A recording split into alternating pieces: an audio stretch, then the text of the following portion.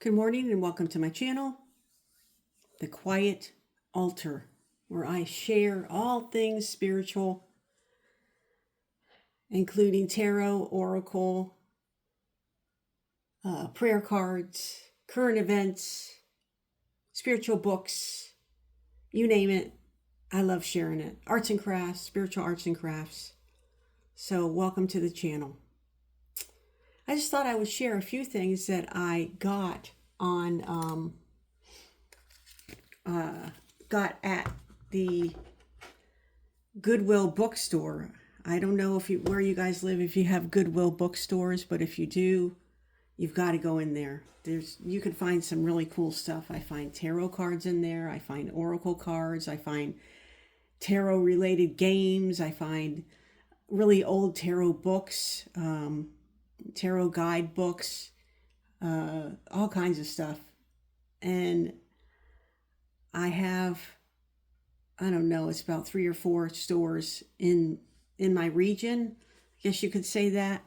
And when when I'm in the area, I'll stop in and look around and get stuff. And the first thing that I found was this awesome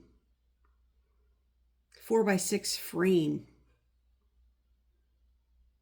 It's called Bella Lux, and it's got like these gems on it, and like a metal frame. It looks like there's it's supposed to be like crystals or diamonds, but it's not. But it looks really awesome, and it's really substantial. It's real heavy, and I paid $2 for it. And I'm going to make it into a scrying mirror. The last time I was on here, I shared the scrying mirror that I made, my first scrying mirror. So I'm going to make a scrying mirror out of this one, and I think it'll be really nice. I can't wait till I get it done. I would do it today, but I live in Florida,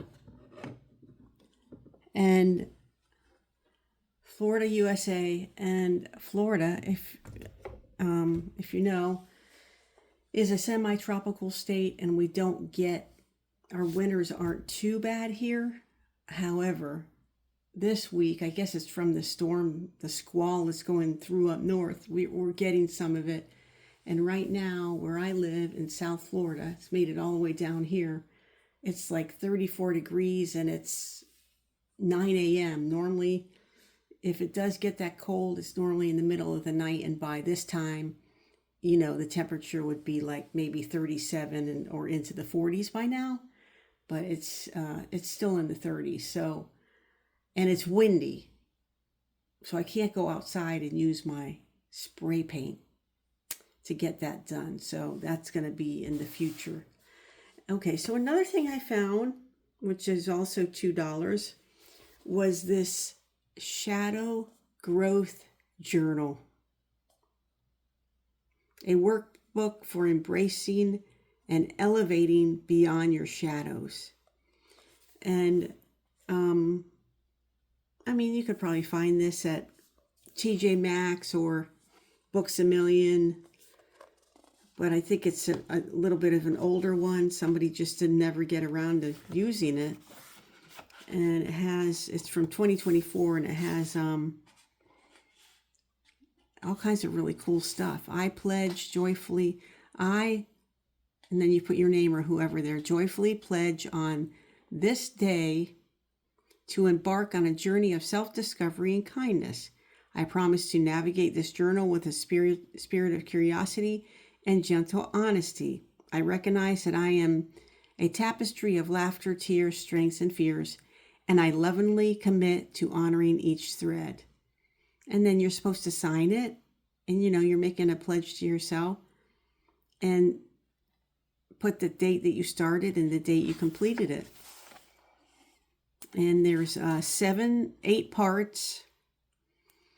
Understanding shadow work, introduction to your shadow, reconnecting with your inner child, heal your younger self, exploring the Carl Carl Jung, or however you say it. Psychology and the layers of shadow work. So the principles of Carl Jung are going to be assisting you. Unleash your emotions and express yourself. Getting started with the shadow work. Self-care practices to partner with shadow work. And finally, final reflection. Oh, look, it almost looks like a scrying mirror. Man, I wish I could find a mirror like that to do a scrying mirror on. Learning from Carl Jung, or Jung, however you want to say it, the man who started it all. Journal the Mentor.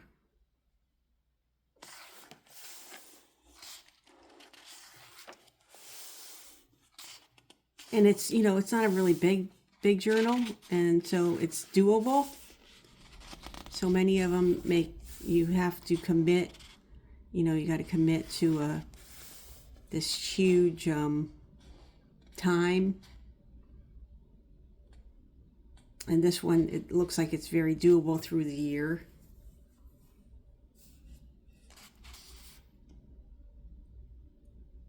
Healing of past traumas. You start to heal old wounds and release emotional baggage. The benefits of shadow work. Inner peace. Oh, what's this?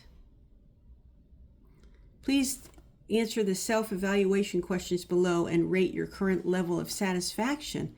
Family and relationships, personal health and wellness, career and education, mental health and wellness. This is it's so well put together.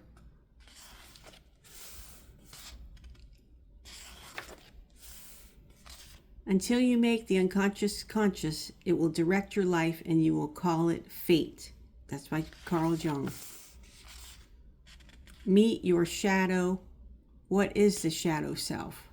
Negative shadow traits and positive shadow traits. And then, it just goes on from there.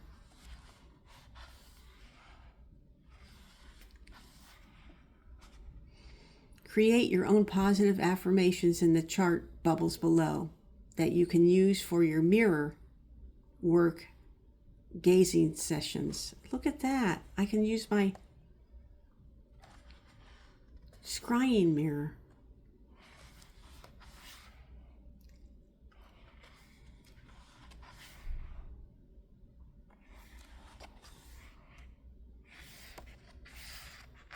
And it's just the right size, it's not too small. Sometimes they're too small to write on, and sometimes they're very cumbersome. What men call the shadow of the body is not the shadow of the body, but is the body of the soul. Oscar Wilde. Final reflections. Draw your shadow. Comparing shadows. Earlier in this journal, you were asked to draw your shadow. This was before you began your shadow work. Thinking about all the exercises you completed and what you learned about yourself. Draw your shadow again from this new perspective. Oh, okay. So hopefully I will have evolved. And that's that. I don't know if this is like a company or if this is who published it. Piccadilly, and it doesn't really say too much about the creator. It says Piccadilly, made in Vietnam. So I think this is really going to be something that I can hold on to for a while. I don't know how many of my videos you watch all the way through. Please watch them all the way through. And like and subscribe. This is a new year. Don't pass me by.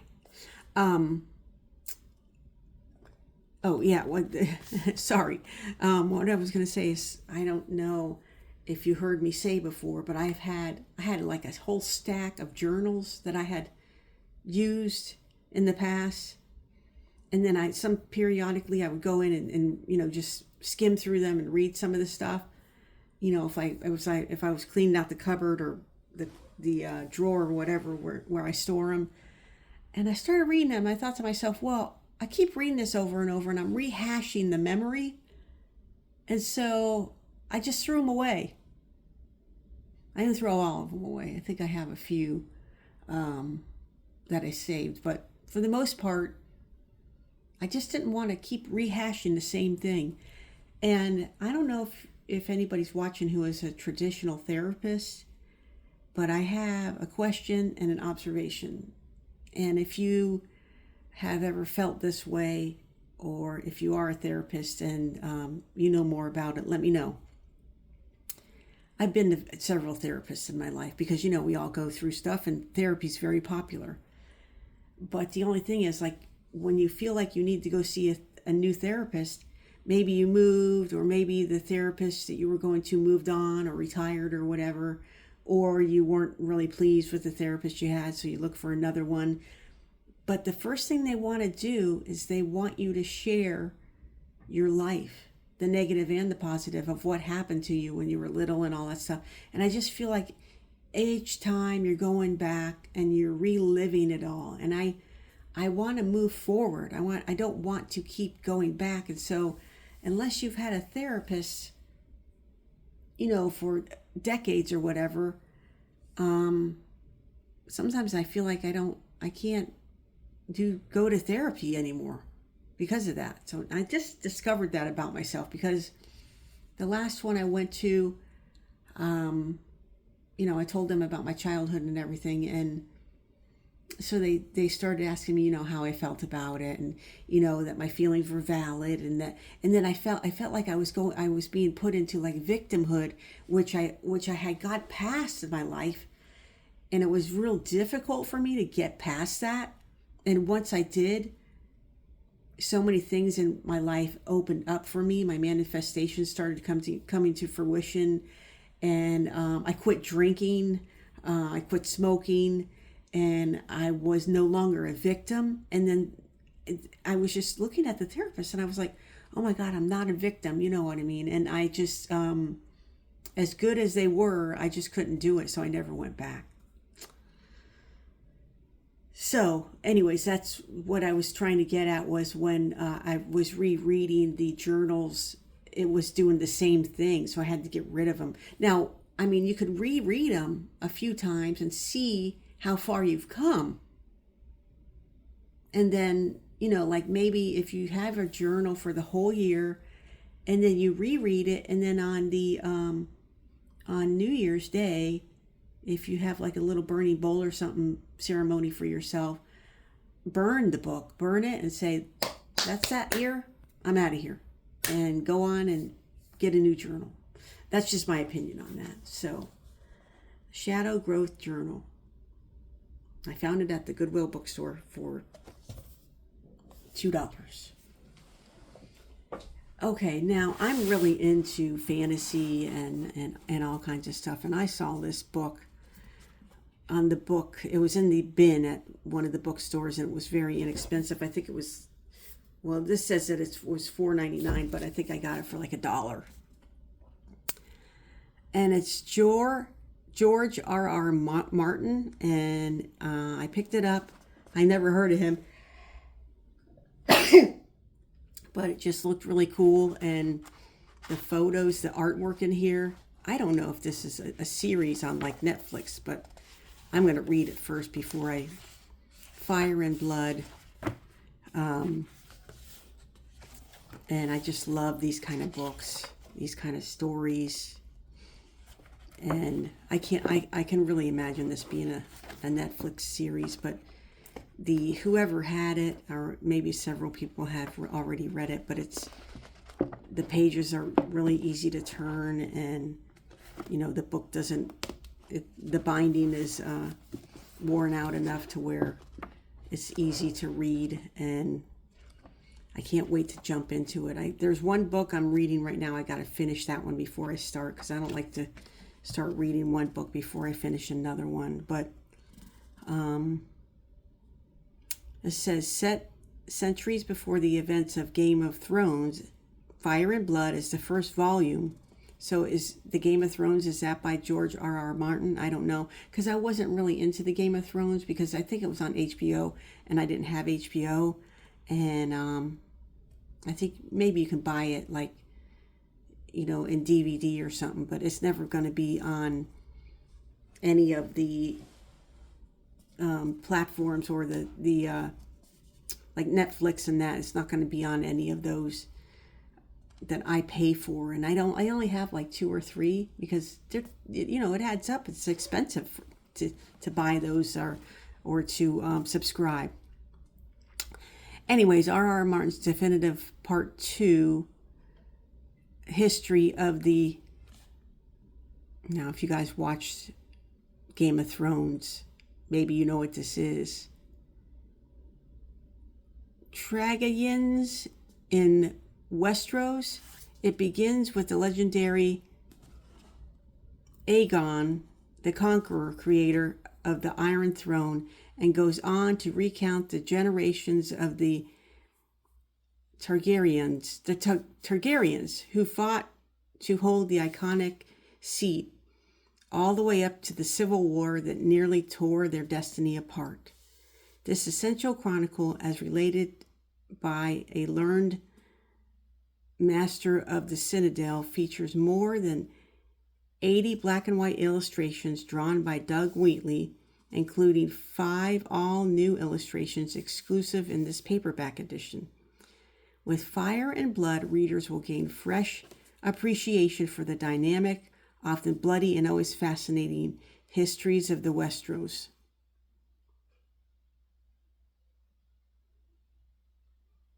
Yeah, so yeah, the artwork is just fabulous. I can't wait to dive into that. And I don't watch the news, and then the little bit that I do hear about the news, it's not good, right? So this type of stuff just gets me away from all that. And you can go to a place where you just release all that and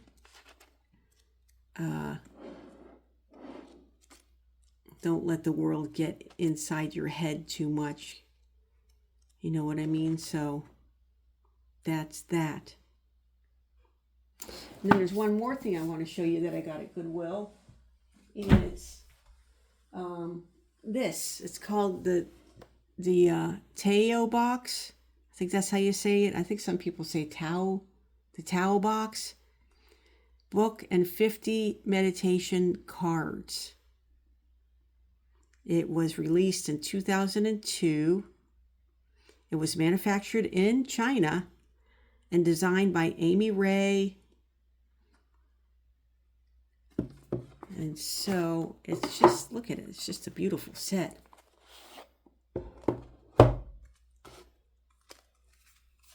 These are the backs. The back of each card is a different scene instead of all one.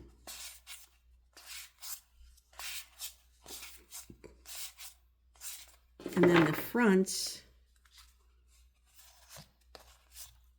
I guess it's the meaning of each card. I know all the cards are here because I counted them before I bought this, but I don't have them in order. But let's just pick one out. Let's pick one out. How about if we pick one out for the world? I'm going to, for everything that the world is going through. Oh, they shuffle really easily. Let's pick one out. And then I'll show you the book. Here's the book. And the box is really substantial. I don't remember how much I paid for it. Oh, there it is. I paid $5 for it. I paid $5 for this. The Wisdom of the Tao, or the Tao, or however you say it. And please, I'm horrible at pronouncing words. I've been on YouTube, I don't even know for how long now, and I butcher language. So, I admit it. But the book is really nice. It holds well in your hands. It's not too hard to turn. Again, the binding, I guess, was, somebody's been using it, and it's a page turner for sure. And the artwork is beautiful. And so let's see what this one is. Adaptability, 21. Oh, now wait a minute. This is for the world. This card is for the world. Looks like an old bonsai tree or something. 21. Adaptability. Those who adapt themselves will be preserved until the end. That which bends can be straightened. That which is empty can be filled. That which is worn away can be renewed. The sage embraces simplicity, not being ostentatious. The sage shines, not being egotistical. The sage is praised. Not being vain, the sage is esteemed. Not being haughty, the sage is honored. The sage does not compete with others and therefore has no enemies.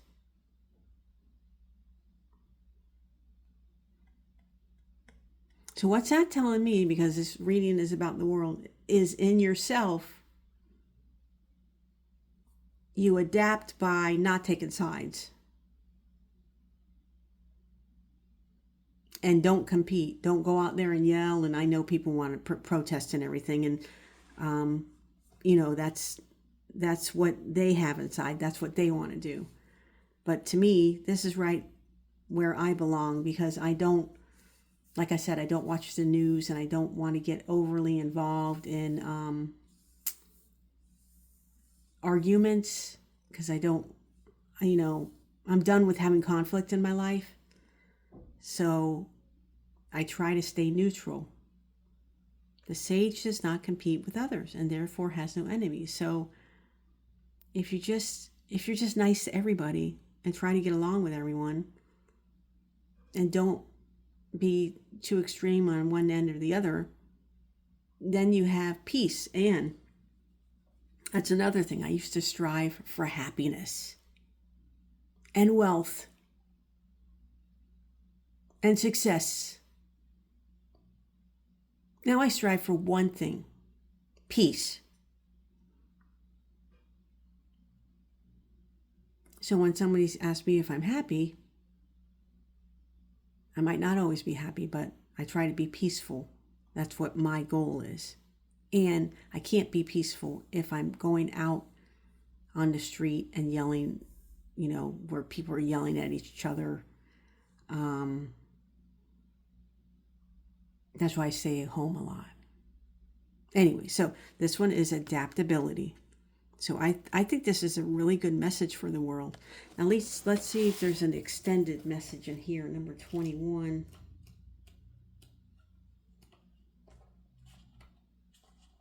Oh, there's a different message.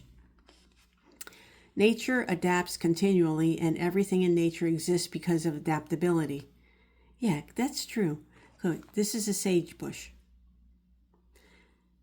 Think about a tree or a plant. They have to stay in one place their entire life. And sometimes they're there for thousands of years or hundreds of years, or even decades and decades. In your backyard, you might have a tree that's been there for decades, and it's just been there, and it's been adapting to everything that happens around it. Sometimes it can't, if it's the roots or something are severed too badly. However, just think about that, just having to stay in one place your whole life, a living thing. Nature adapts continually, and everything in nature exists because of adaptability. The sage recognizes this and makes use of it. The ultimate expression of our lives is our understanding of what we are capable of. The sage has no need to show his strength.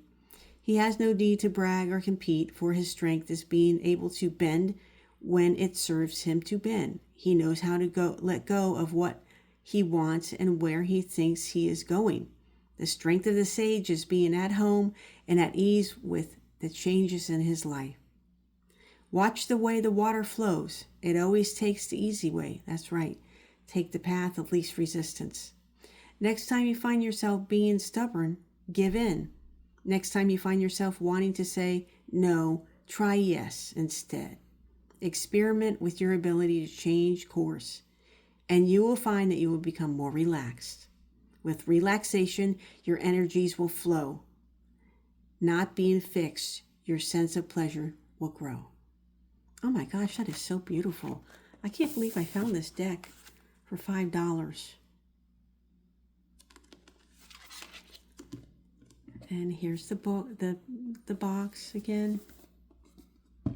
And all of the cards.